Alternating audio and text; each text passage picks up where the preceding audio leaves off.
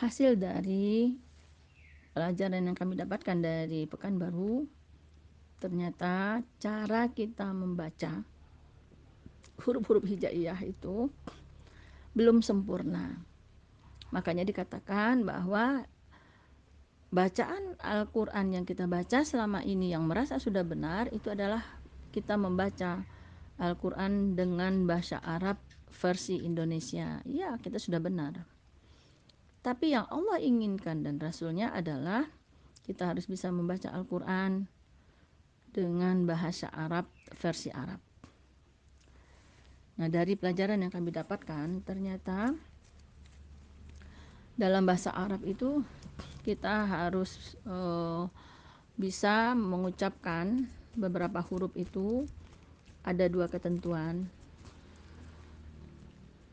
bentuk daripada mulut atau bibir kita. Yang pertama adalah setiap huruf dengan harakat domah, maka kedua bibir kita dimonyongkan untuk huruf yang berharakat domah. Misalnya hamzah, ya, ba, bu, ya, mulutnya dimonyongkan. Sedangkan setiap huruf yang berharakat kasroh atau fathah, maka senyumlah dengan selebar-lebarnya. Ya, jadi misalnya hamzah, a, senyumkan dulu ya, a, bukan o, ya. Kalau a itu mulutnya kebesaran ya, bukan tapi a, mulutnya dilebarkan ya. Jadi a, ba, ta, ya, sa. Nah, itu untuk yang huruf-huruf yang fathah. Demikian juga dengan kasroh, mulutnya dilebarkan dulu baru dikeluarkan. I, bi, ti, hi, gitu-gitu ya Bun. Nah, kemudian ada beberapa ketentuan untuk huruf-huruf itbaq, ya. Ada 4 huruf itbaq. Nah, itu apabila kasroh maka dia tidak boleh senyum dan tidak boleh dimonyongkan. Apa huruf-hurufnya itu? Ada 4 huruf. To, zo, so, bo. Nah, itu tidak boleh ya. Itu tidak boleh dimonyongkan ataupun tidak boleh disenyumkan. Kemudian ada juga beberapa huruf yang apabila fathah dia tidak boleh senyum. Ya, apabila fathah tidak boleh senyum. Kalau yang tadi apabila kasroh dia tidak boleh senyum. Nah, ini ada fathah yang tidak boleh senyum. Ini adalah beberapa dari huruf-huruf isti'la. Misalnya apa? Sod, do, ko, o, ya, ro, kho, to, ya. Nah, itu adalah beberapa huruf yang ketika fathah kita tidak boleh senyum. Jadi ada 7 huruf di sini.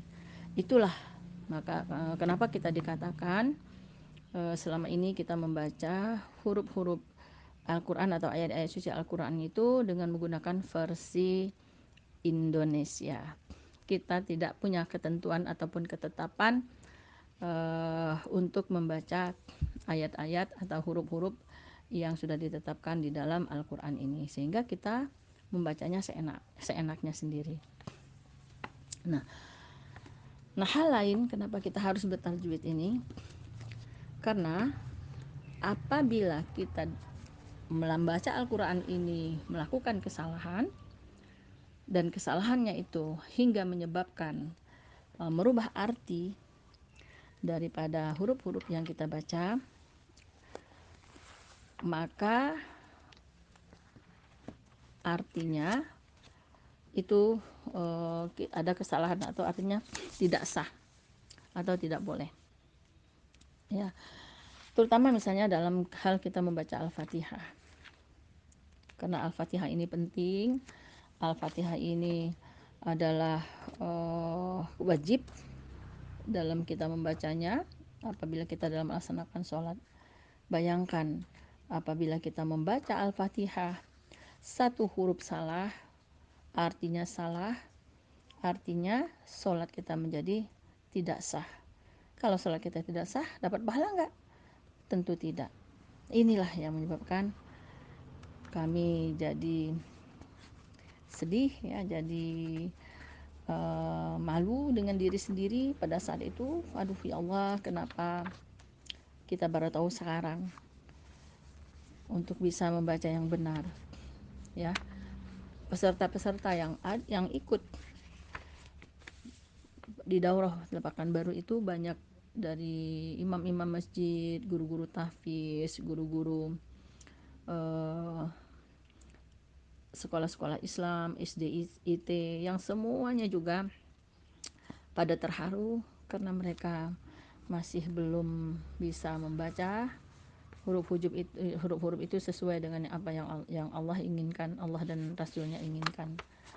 Secara garis besar, adab membaca Al-Quran ini ada 2 kesalahan yang selama ini mungkin kita kurang memperhatikan. Kesalahan itu disebut dengan lahan.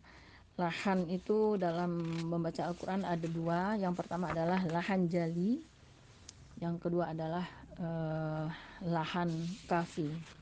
Nah, apa yang dikatakan dengan lahan jali? Ya, lahan itu artinya menyimpang dari yang benar. Al-mailu wal inhiraf anis sawabi. Nah, maksudnya lahan dalam membaca Al-Quran ini adalah kekeliruan atau penyimpangan dalam membaca ayat-ayat Al-Quran. Baik itu akan mengurangi hak dan mustahak daripada huruf atau berlebihan padanya. Nah, apabila kita melakukan ini ya, An-Nazim mengatakan apabila kita membaca ayat-ayat dalam surat Al-Fatihah karena kekeliruan padanya, maka dapat berpotensi membatalkan sholat kita. Masya Allah. Nah, hukum daripada lahan jali ini adalah haram secara mutlak. Ya, menurut Dr. Rihab Muhammad Mufid Sakaki atau dalam Hilyatut Tilawah, dia katakan bahwa hukum lahan jali ini adalah haram secara mutlak karena akan mengubah lafaz Al-Quran yang karena perubahan tersebut dapat menyimpangkan maknanya. Nah, adapun orang-orang awam wajib baginya belajar hingga terbebas dari lahan jali ini. Nah, termasuklah kita. Kita harus belajar. Ya. Kalau tidak sanggup mengikuti pembelajaran, maka wajib bagi kita terus belajar sampai membaca Al-Quran dengan benar.